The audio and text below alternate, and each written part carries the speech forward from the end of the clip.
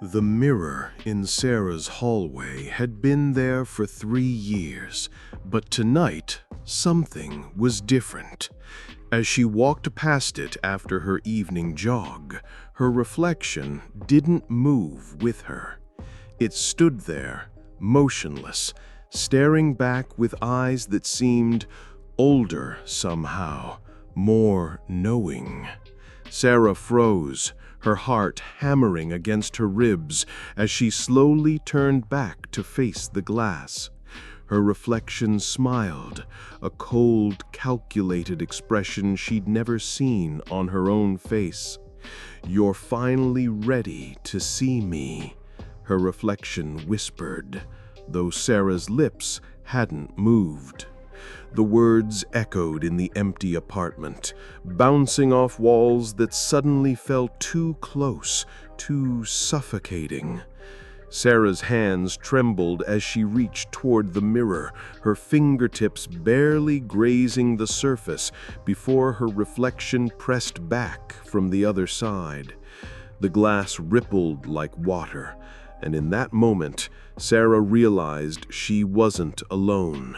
She had never been alone. But who was the real Sarah, and who was the twisted story hiding in plain sight? Sarah stumbled backward, her mind racing to process what she'd just witnessed. The reflection, no, the other Sarah, watched her with a patience that felt predatory. In the dim light of her apartment, details began to emerge that made her stomach clench. The other Sarah wore the same burgundy running clothes, but the fabric looked worn in different places. Her hair fell in the same messy ponytail, but small strands framed her face in a way that seemed deliberately styled. "You're finally ready to see me," her reflection said, though Sarah's lips hadn't moved. The words hit like ice water. Sarah pressed her palms against her temples, trying to steady herself as memories began to surface. Fragments of conversations she didn't remember having, people greeting her with familiarity that felt foreign. The psychological thriller unfolding before her wasn't fiction, it was her reality, and she was the unreliable narrator of her own twisted story. The other Sarah moved closer to the mirror surface, her movements fluid and confident in a way that made Sarah feel like a pale imitation. Dark secrets began to unravel as she watched herself, or this thing wearing her face, study her with clinical interest. The reflection's eyes held memories that Sarah couldn't access, experiences that felt just out of reach. "Do you remember the promotion you got last month? The one where you supposedly impressed everyone with your presentation skills?" Sarah's breath caught. She did remember, sort of. The memory felt hazy, like viewing it through frosted glass. She remembered walking into the conference room, but everything after that was a blur. Her colleagues had congratulated her afterward, praising her confidence and charisma, qualities that had always felt foreign to her naturally introverted personality. "That was me," the reflection continued, its smile growing wider. "I've been stepping in when you're too weak to handle things yourself." The apartment around Sarah began to feel different, as if the walls themselves were shifting to accommodate this new reality. She noticed things that hadn't been there before, or perhaps she simply hadn't seen them. A coffee mug on the kitchen counter that she didn't remember using, a book on her nightstand, bookmarked at a chapter she'd never read. Small changes that spoke of another life being lived in parallel to her own.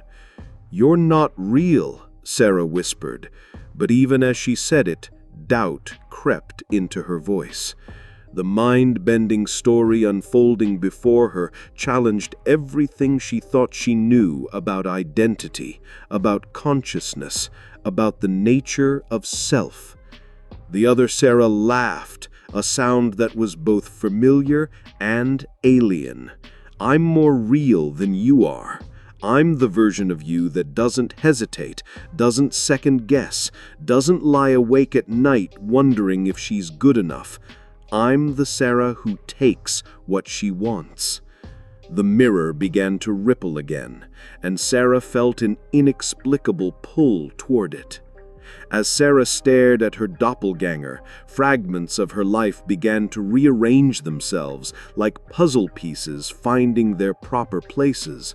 The promotion? Yes, but also the confident way she handled the difficult client meeting 2 weeks ago. The assertive manner in which she'd asked for a raise, the bold decision to end her toxic relationship with Marcus, all moments that felt surreal, as if she were watching someone else inhabit her body. "You've been watching me," Sarah realized, her voice barely above a whisper. "Learning?" The other Sarah's expression shifted, becoming something darker. "I've been saving you from yourself.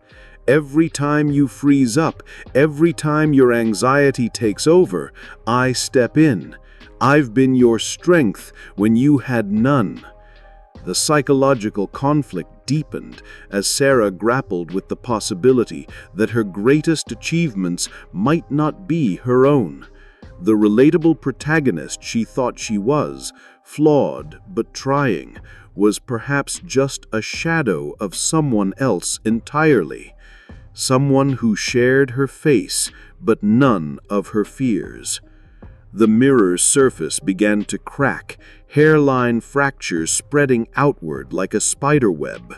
With each crack, Sarah felt something breaking inside her own mind. Memories that had been locked away began to seep through. Childhood moments of standing in front of mirrors, whispering to someone who wasn't there. Or was she? "You created me," the other Sarah said, her voice taking on a gentler tone that was somehow more unsettling than her earlier hostility. "When you were 8 years old, after your parents' divorce, you needed someone strong, someone who could handle what you couldn't. So you made me." The words triggered a cascade of repressed memories. Sarah remembered the nights she'd spent talking to her reflection, creating elaborate stories about a braver version of herself. She remembered the gradual way her reflection had begun to respond, to offer comfort and confidence when the world felt too overwhelming. But when had the comforting presence become something else entirely?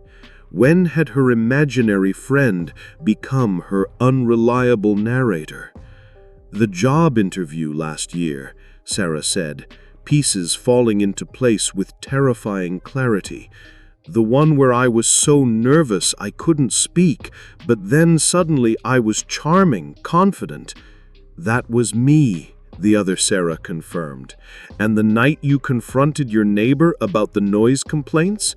And the time you stood up to your mother about her constant criticism? Every moment of strength you've ever shown, that was me protecting you." The revelation hit Sarah like a physical blow. Her entire adult life had been a collaboration she hadn't been aware of, a psychological thriller playing out in her own mind. The plot twist wasn't that she had a doppelganger, it was that she might be the copy, the weaker version that needed protecting. "But I have my own thoughts, my own feelings," Sarah protested, even as doubt crept into her voice. The other Sarah smiled, almost pityingly. "Are you sure about that? When was the last time you made a truly difficult decision entirely on your own?" The apartment around them began to shift and blur, reality becoming fluid as Sarah's perception of herself crumbled. She could feel her sense of identity unraveling, threads of self-doubt weaving through every memory she'd considered her own. The dark secrets of her psyche were laid bare, and she realized that the mystery she'd been trying to unravel was her own fractured mind. "You want to know the truth?" the other Sarah asked, stepping closer to the mirror's surface until only the glass separated them.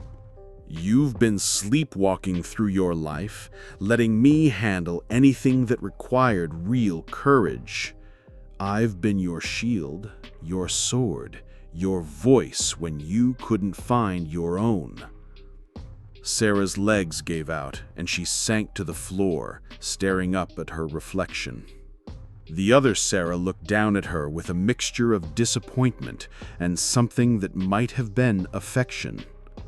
The psychological conflict reached its crescendo as Sarah realized she was faced with a choice that would define not just her future, but her very sense of self. "What do you want from me?" Sarah whispered, her voice breaking. The question hung in the air between them like a prayer and a curse. "I want you to step aside," the other Sarah said simply. "Let me live the life I've been protecting. Let me be the person you were too afraid to become."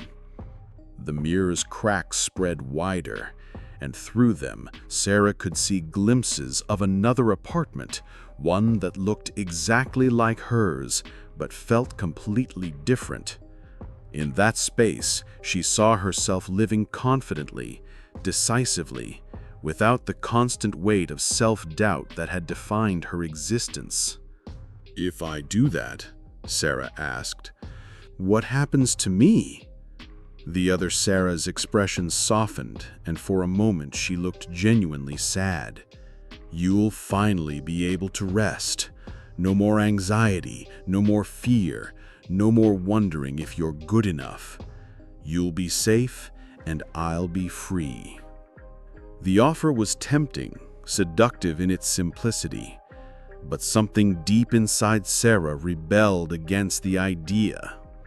"No," Sarah said, her voice growing stronger with each word.